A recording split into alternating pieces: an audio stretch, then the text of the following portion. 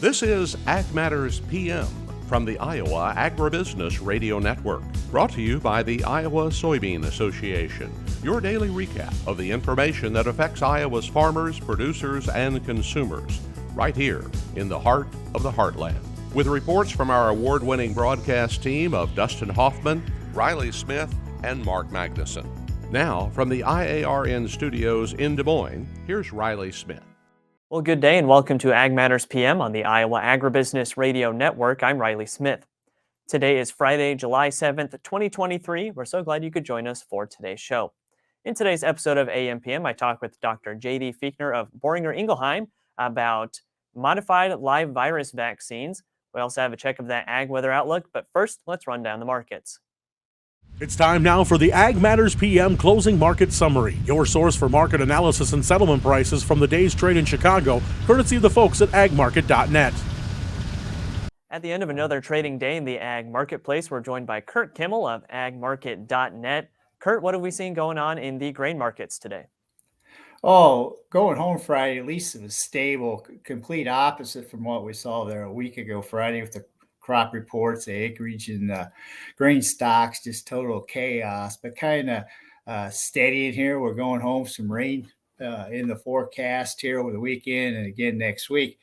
And trade's going to be looking for that next Wednesday's supply demand report. They're going to plug some type of yield in there and look at the demand side of it. Corn yields, man, anywhere from 172 up to 177. Beans, 50 and a half to 51 and a half. So we'll see where that comes in. Locally here, we had Mike Toohill. He's a agronomist, kind of take a look at the crops. If you go to agmarket.net, go to that Intel site, he's got a great recap there on our video. But basically, in central Illinois, we were looking at maybe 230. He's feeling, if we get some rain, we could be about 185. So here in Illinois, we're still under the gun a little bit. We got a lot of tassels coming out, so this cool weather, wet weather is going to help quite a bit. Beans went from about 6 inches high to about 1.5 feet high, so we're making pretty good headway on these soybeans. The remarkable thing is, not here, just locally, but on east of us, south of us is where the winds hit. And we're seeing some time-lapse video. And the shorter corn actually fared halfway decent. It was kind of a remarkable recovery. It's kind of standing back up here as we give it a little bit more time here. Now, we're snapped, it's gone, but for the most part, corn wasn't that tall. Here on Friday, we saw Mexico step up and buy 180,000 tons of U.S. corn. 45 was old, 135 was new. Whether it's old crop, new crop, these sales are welcome, but we need to see new crop sales come on the books, particularly beans, because the significance of that is we need to see these sales take place and get them on the books, get some shipping ideas going into this fall, early winter. The other thing, too, we've been watching is the Chinese corn market. Our market's been getting kicked pretty bad. The Chinese market's been going quite a bit higher here over the last week. So there's ideas that maybe that Chinese corn crop might be stressed. It's a little dry where the corn was. And if you remember the news, it was a little too wet there where their wheat was. On the week, corn did finish a weekly up reversal, but only closed a quarter cent higher. Soybeans down 25 cents, 25 and a half cents in November's, and they had a weekly reversal down, and they kind of move in opposite direction. Wheat was down 1.5 cents. We had a weekly up in the wheat. Meal down $10 a ton. Bean oil down about 87 there. So kind of mixed bags. If you're a technician, take a look at the charts. We're starting to form some support levels here that need to hold to keep the market going. But the bottom line is weather. And of course, next Wednesday's crop report, and we'll see which way the wind's blowing then. And then on the other side of the marketplace in the livestock complex, are they, mostly trading on grain news right now? Yeah, the feeders, whenever corn goes up, feeders go down and vice versa, back and forth. Cattle recovered here. It was kind of iffy here a few days ago, but we're still looking at tighter cattle numbers, and so the fundamentals are still strong there. If you look at a price chart, it's a little toppy, but cash bid, 184. Then there's some packers trying to do 174. So there's some tug and pull back and forth. Hogs had a daily reversal down, and they finished the week, a little higher. So just kind of choppy sideways. The big thing in the hogs is the bellies. Those bellies wholesale bacon was down to 75, 80 cents a pound. It ran up to $1.40. So I think we must have a good tomato crop for these bellies to start taking off in through here. The other thing is what the welcome-wise on the livestock side is. Hopefully we can continue to see some rain and get these pastures back to a green state here in the eastern belt. Lots of great information today, Curt. For those of our listeners and our viewers who would like to get in touch and learn more from the folks at agmarket.net, how can they do that? You can go to agmarket.net and click on Intel, and that'll take you to some pretty good video stuff that the team's been putting together. Also, too, you can give us a call here. We're in Central Illinois at 1-800-779-1515. Thanks for taking the time to visit with us again today. As always, Curt, have a great weekend, and we'll talk to you again soon.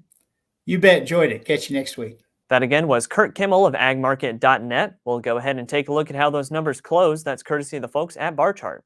At the close, July corn down 6 1/4 at 560 1/2. December new crop down 12 even at 494 1/2. July soybeans down 40 1/4 at 1485 1/2.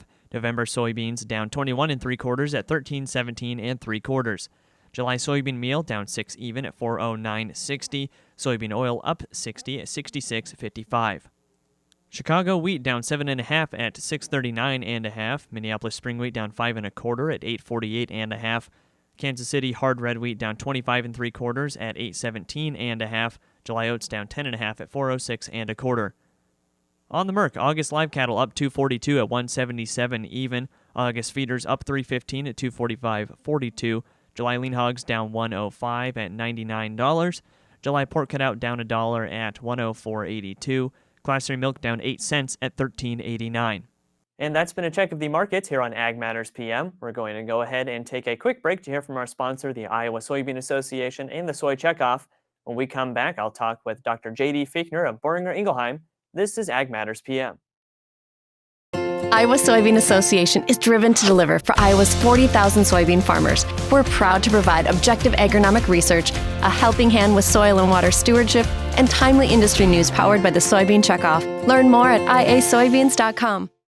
Welcome back to Ag Matters PM on the Iowa Agribusiness Radio Network. I'm Riley Smith. At this year's World Pork Expo, I had the chance to talk with Dr. J.D. Fiechtner of Boehringer Ingelheim about modified live virus vaccines and how swine producers can use them to promote herd health. Day one of the World Pork Expo here, and we're talking with Dr. J.D. Fiechtner of Boehringer Ingelheim. We're talking today about modified live vaccines. Now, that is something that, a term that tends to bring a little bit of confusion with it, but these have been around for a while. They're proven to be effective. So just tell us a little bit on modified live vaccines, how they work, and kind of what they specialize in treating. Okay. Yeah, modified live vaccines are what they say they are.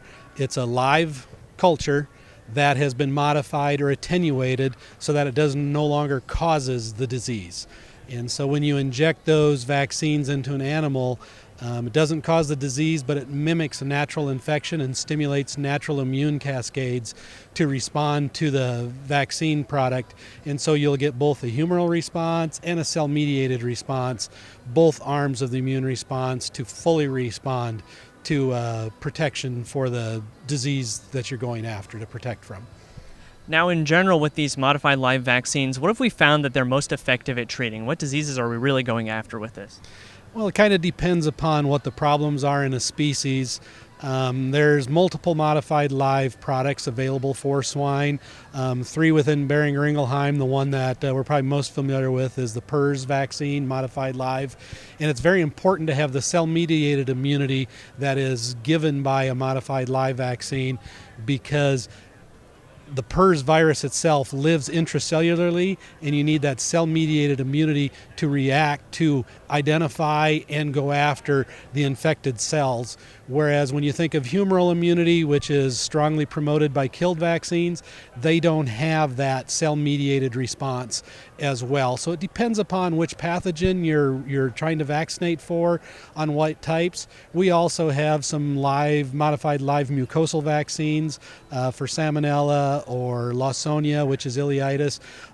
Those are bacterial products, whereas the PRRS is a viral vaccine. So there's some discrepancies or differences between those types. But the key is to talk to your herd health professional, your veterinarian, understand what your system is needing for protection and assistance to accomplish your goals, and to use the proper vaccine at the proper time to get the best outcomes. So when a producer is thinking about using a modified live vaccine, as their preferred treatment method, what are the things that they need to consider going into that for their own herd? There's some pros and cons to modified live vaccines. Some of the pros is it's usually a smaller dose of antigen, and it usually requires no or very small amounts of adjuvant. And the antigen amount and the adjuvant amounts are what you can have some hypersensitivity or allergic reactions to. So modified live vaccines are usually a little bit smoother, a little bit safer than what some killed products are. And they also need to consider is it very important to have both arms of that cell-mediated versus just the humoral immunity. And modified live vaccines, since they're a smaller dose and they stimulate both arms of the immune system, you'll also get a quick interferon response, which is an antiviral component, shortly after vaccination. And for the PRRS standpoint, you can use that vaccine earlier in a pig's life, and it can promote immunity, levels of immunity and some protection, even in the face of maternal-derived antibodies, which is the colostrum from the mother's first milk. So those products, the modified live, can work in the face of those things a little bit better than a killed product can. The disadvantage or con that you have to be careful from is it is a live vaccine, so storage, mixing, and administration, you need to follow the parameters because they may be a little bit more sensitive to some environmental or some other changes that you need to control so that you deliver an effective vaccine. So then ideally, once that vaccine is administered, you mentioned having that cell-mediated response. How quick are we looking at response time there? Because we know with the PRRS virus, it's almost down to the point where every minute matters to make sure that pig stays healthy. Yeah. On our protocols for the modified live vaccine is to have it in 3 weeks to 4 weeks ahead of when they're going to get natural wild-type virus exposure if possible. And by that time, you will have definitely measurable immunity to help reduce the effect of a wild-type virus. You'll get some interferon shortly after administration, which is a quick antiviral activity, and then you'll get some cell-mediated immunity coming right away, and then you'll get the humoral response, antibody response, which usually takes a few weeks for that to completely be formed. But that 3 to 4 weeks prior to exposure is key for that immunity to be primed and ready in the face of infection. Now, like you mentioned, with it being able to administer earlier in the pig's life cycle, I'm not sure how much withdrawal comes into the picture, but what would the withdrawal period be for this vaccine? And, is it really much of an issue when you think of the time period that it's administered? The withdrawal in the younger pigs, it's a 21-day slaughter withdrawal is what's on the vaccine. So that's not going to impact much of a situation because we're vaccinating relatively young in these animals. The vaccine is proven to reduce the amount of virus that is produced. It doesn't mean that it is sterilizing immunity. It's a tool in the toolbox to help mitigate the risks of wild-type infection. The key is you have to be careful on the timing with some vaccines, like some killed vaccines. Maternal antibody will block that action, and so you aren't going to get the response out of a killed vaccine if you have a strong maternal antibody level in the pig. This modified live vaccine for PRRS has been proven to stimulate some immunity even in the face of some maternal antibodies.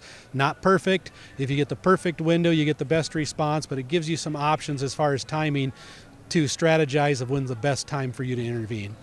Right, and we know that nothing ever goes perfect on an operation, but having that preparedness and we know that the best way to keep infections from happening is to just prevent them in the first place. So it's obviously, like you said, another tool in the toolbox for producers to use. Are there any other tools in the toolbox that we should go over today that Boehringer Ingelheim offers for producers to think about? Well, when we talk about the entire toolbox and the whole operation, it's tough to separate. You have to deal with innate immunity, which is mucosal immunity, the cilia and the respiratory tract. Those are most impacted by husbandry and environment. So you can't just take a vaccine to fix poor management. You have to do everything to your best of your ability and to do it as close to proper as you can to mitigate all the risks, and using vaccine as a tool on top of proper management, proper nutrition, to know that you have a strong pig to start with, and then you use the vaccines on top of that, because they don't prevent infection, they protect from clinical expression, because the only way vaccines can work is if a pathogen actually enters into the pig's system. And so you just want to have the immunity there to respond accordingly, but you have to do all those other things proper to minimize the stresses and minimize the opportunity that these pathogens have. And then for our producers who are tuning in and might want to just learn more or even check out what their options are for vaccine usage on their operation, where do they go to find that information, and who should they talk to? The first thing I'll tell everybody to tailor it specific to your production operation is talk to your herd health veterinarian, your health supervisor, to make sure you understand how the disease entities are going, what you're looking to protect against.